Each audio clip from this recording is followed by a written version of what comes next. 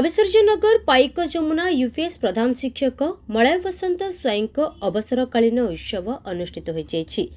निज स्कूल रे अवसरकालीन संबर्धना देवा परे शिक्षक मंगुली जेना को प्रधान शिक्षक रूपे स्वागत संबर्धना देथिले निज सहयोगी। अवसर प्रधान शिक्षक प्रथमे सहकारी शिक्षक भावे एमई स्कूल कविसर्जनगर सदावर्तन नुआगाँ शिक्षादान आरंभ करथिले 1990 ठारू 2012।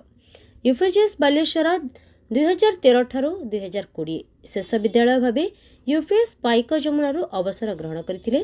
जड़े निष्ठावान कर्तव्यपरायण समयानुवर्तिता छात्रवत्सल दायित्ववान शिक्षक भावे अंचल बेस चर्चित बेहरा आज बीओ ऑफिस ठारे बीओ अभिमन्यु साहू तत्वावधान में अवसरकालीन संबर्धना उत्सव अनुष्ठित होई। परिप्रेक्षी में अवसर शिक्षकों को उपढौकन मानपत्र उपहार दे संबर्धित करथिले। पेंशन कागजपत्र देथिले।